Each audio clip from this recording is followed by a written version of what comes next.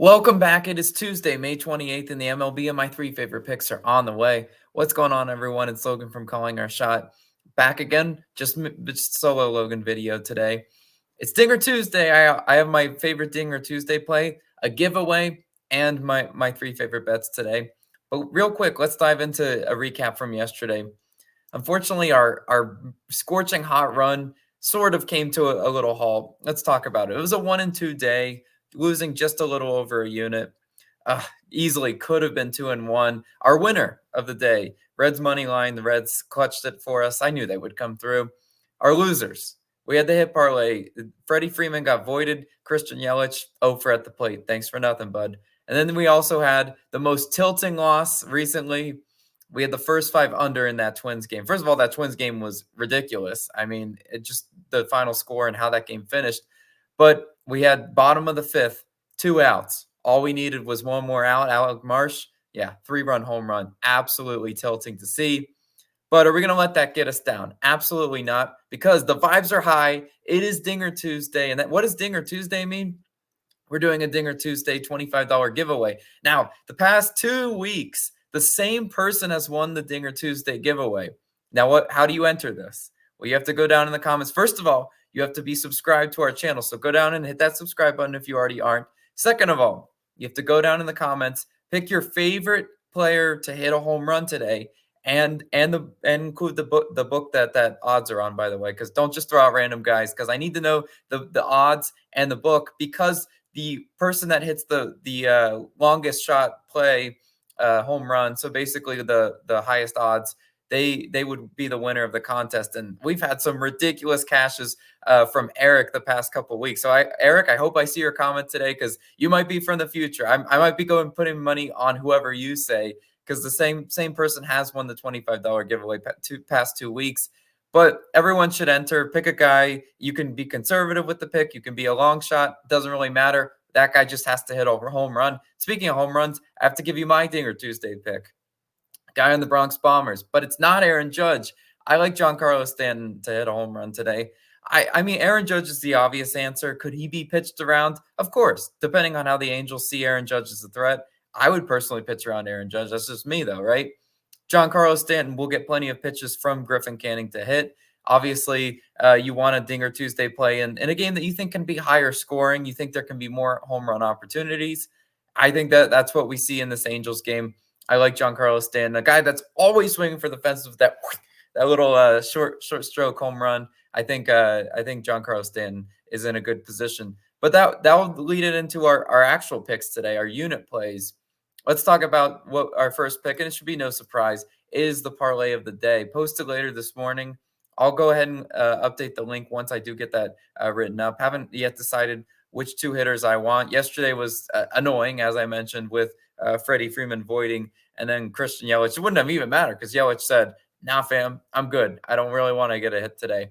But let's dive into the other picks. We've got that one tracked for a unit. We'll post it later this morning. We'll update the pin comment and the video description when that is updated. Let's dive right in. No surprise. I'm rolling back with the Reds on the money line, minus 120 odds on FanDuel is your best value there. Yeah, I mean, why are we going to jump off this Reds, cash train right now? We're not. Reds on a 4-game winning streak. No reason to jump off yet. When I see signs of danger, when I see this team start to play a little bit more poorly, I'll jump off. But right now, I'm going to go ahead and take them at a reasonable price. Why? Because the Cardinals are always priced like a really good team. It's the weirdest thing ever. The Cardinals always look like a sharp play, but I mean, they're not. Like they're just always priced weird. Anyway, let's talk about who's starting for the Reds today. It's Andrew Abbott, 2.68 ERA and a 1.09 WHIP for Andrew Abbott. He's a lefty. We know that, and that's good because we saw what Nick Lodolo did yesterday.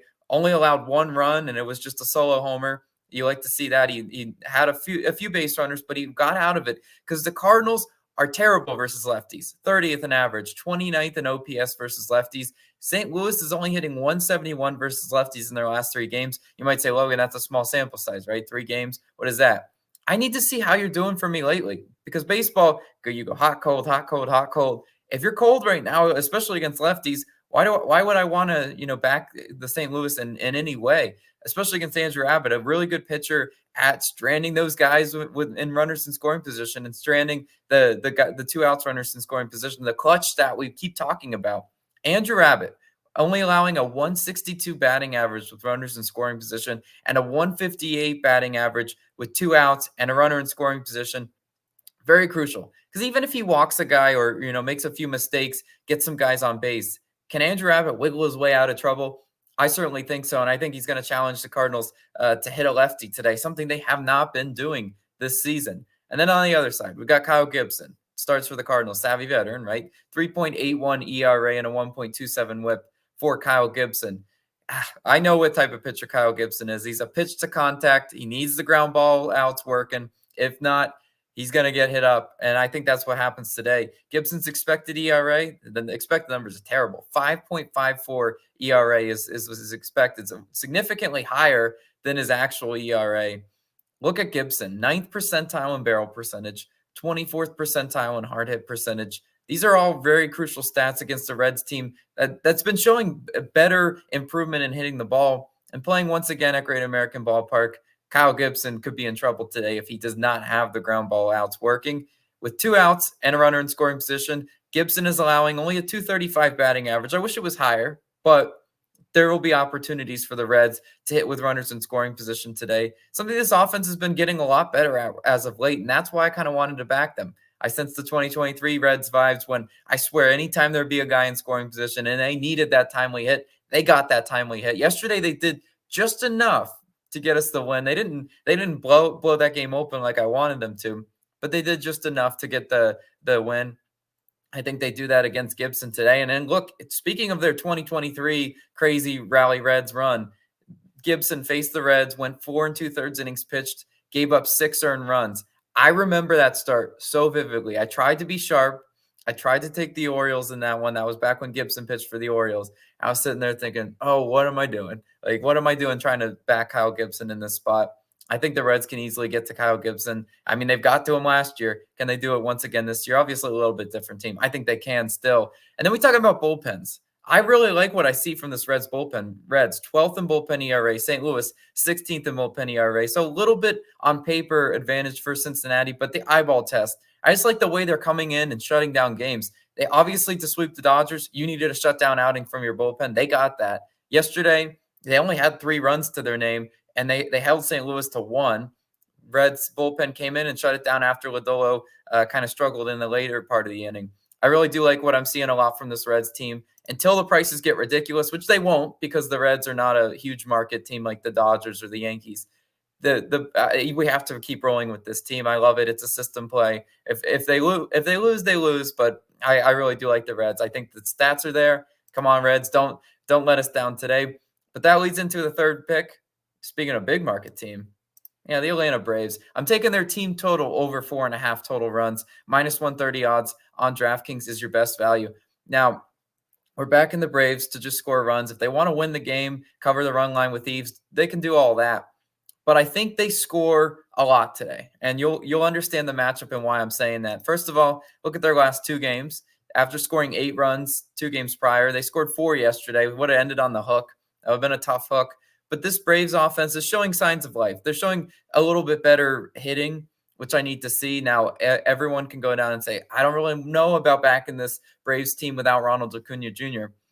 That's okay. I mean, I obviously a guy like that is important to this lineup, but it's next man up mentality, and they have plenty of very capable hitters. Also, we have favorable conditions in this game. Wind is blowing out in Atlanta, which you like to see, obviously, for a high-slugging team like the Atlanta Braves. Let's talk about their matchup, though. They're facing Jake Irvin of the Nationals, 3.79 ERA and a 1.07 WHIP. Jake Irvin pitched against the Braves in 2023, obviously a little bit different Braves team back then, but he went only 2 2/3 innings pitched, gave up 5 earned runs in that game. I mean, he got tattooed. I hope we could see a repeat of that once again today, but Jake Irvin's just not a pitcher I ever want to back. He's actually a pitcher I'm looking to normally fade just because of the way he pitches. His expected ERA is a 4.73, which is significantly higher than what he already has. And he's 15th percentile in barrel percentage, 12th percentile in hard hit percentage. He's not a guy that strikes a lot of batters out. I love the matchup for the Braves offense today. If he's throwing pitches in the zone, he's not missing a whole lot of bats. He's getting tattooed for extra base hits. I have to roll with the Braves bats and just trust them to be able to string together hits. I mentioned stringing together hits because that's going to be the recipe to beating Jake Irvin today and getting those runs across the plate. Irvin allows a 250 batting average with runners in scoring position, a 293 batting average with men on, and a 304 batting average with 2 outs and runners in scoring position. You see that. You see those numbers. Those numbers are what I like to call hit parade in waiting kind of numbers. Because when a guy's on and he's allowing almost a 300 batting average with a man on, that can escalate really quickly. And I think the Braves offense can take advantage of that. They just have to string together the hits today. Hopefully, it would be really nice. They could blow it open with like a 3-run home run. That would be really nice because we got a 3-run home run to go against us yesterday. Can it go for us today? Hopefully. Braves 5th best in batting average with runners in scoring position. So they have been able to get those guys in scoring position home. Again, that's going to be the make or break against Jake Irvin today because the chances will be there. But if they're poverty and go like 0 for 8, 0 for 9 with runners in scoring position, then we're going to be out of luck. But I really do like the Braves today. And then even when Jake Irvin comes out, Nats bullpen 13th in bullpen ERA. Not a bullpen that I'm really all that scared of. They got some decent arms in there, but they also have some arms in there that can come out and just look like they don't know how to pitch. I really do like the Braves team total over 4.5 as my third and final bet. Let's do a quick recap of the picks. We had the parlay of the day, again, posted later this morning. Got to go work on that.